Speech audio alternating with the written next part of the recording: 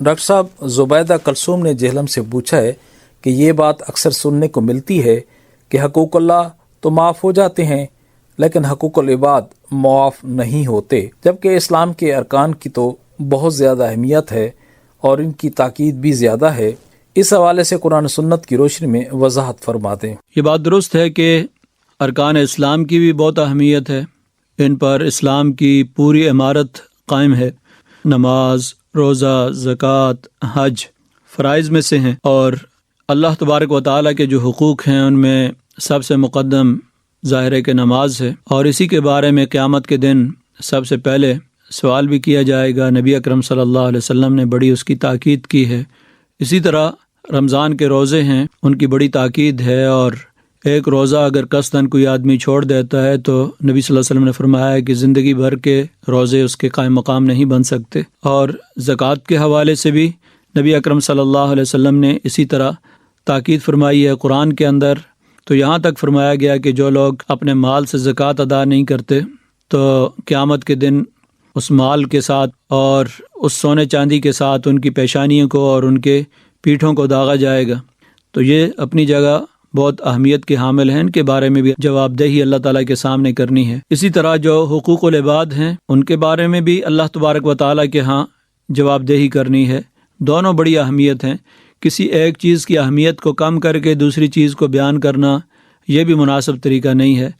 کہ بعض اوقات کچھ لوگ جو ہیں حقوق اللہ پہ بہت زیادہ زور دیتے ہیں لیکن معاملات کے اندر سب سے برے ہوتے ہیں۔ ان کے بارے میں تو نبی اکرم صلی اللہ علیہ وسلم نے ایک ارشاد فرمایا، اس سے اندازہ کیا جا سکتا ہے کہ حقوق العباد کی ہماری زندگی کے اندر کتنی اہمیت ہے۔ حضرت ابو ہریرہ رضی اللہ عنہ فرماتے ہیں کہ ایک مرتبہ نبی اکرم صلی اللہ علیہ وسلم نے ارشاد فرمایا،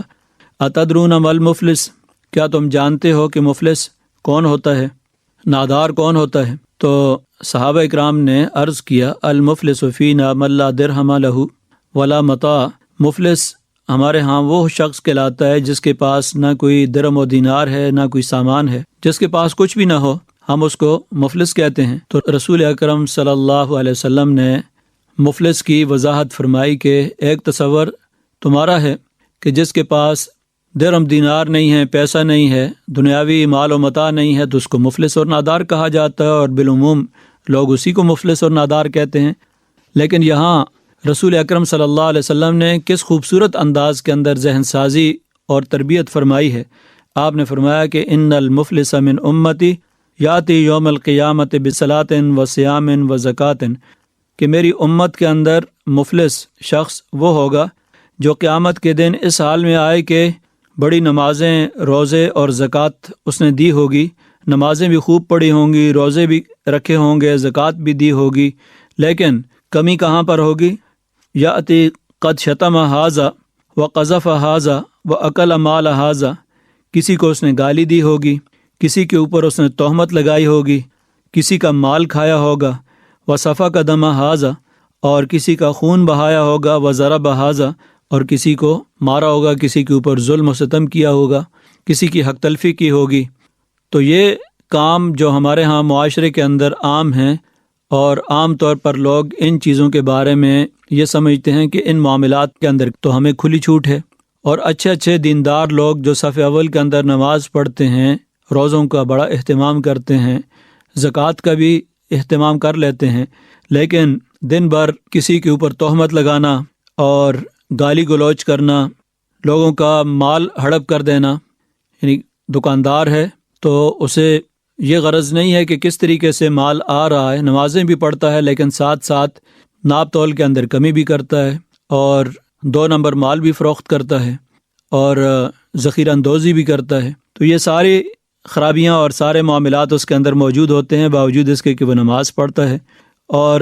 فرمایا نبی اکرم صلی اللہ علیہ وسلم نے، فیوتا ھذا من حسناتہ و ھذا من حسناتہ،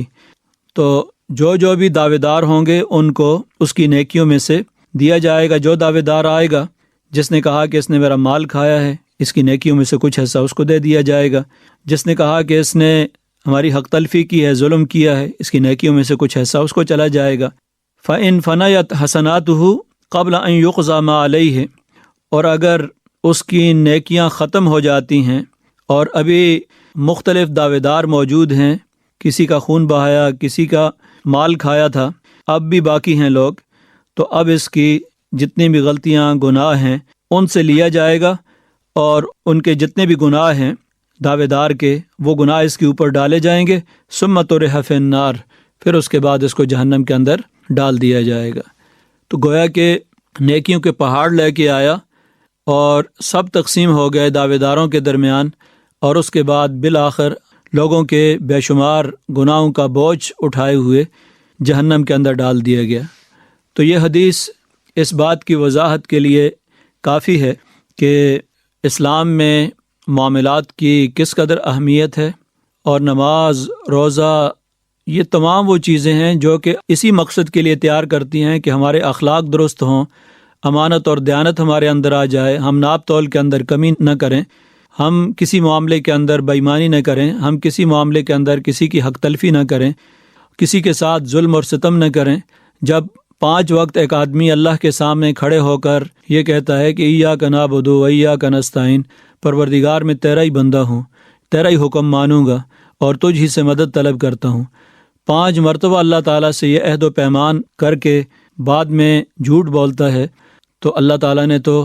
جھوٹوں پر لعنت فرمائی ہے، الا لعنت اللہ علی الکاذبین، اللہ کی لعنت ہو جھوٹ بولنے والوں پر۔ وعدہ خلافی کرتا ہے تو وعدہ خلافوں کے بارے میں فرمایا کہ اللہ تعالیٰ کے ہاں عہد شکنی کے بارے میں قیامت کے دن جواب دہی ہوگی۔ اس کی زبان، اس کے کان اور آنکھیں جو ہیں وہ گناہ کرتی ہیں، تو ان السمع والبصر والفؤاد، یہ جتنے بھی انسان کی یہ قوتیں ہیں، بولنے کی، سننے کی، دیکھنے کی، ان سب کے بارے میں اللہ تعالیٰ کے سامنے جواب دہ ہے۔ تو یہ بہت بڑا امتحان ہے جس کے اندر ہم ہیں، اس لیے ہمیں معاملات کو اپنے درست بنانا چاہیے،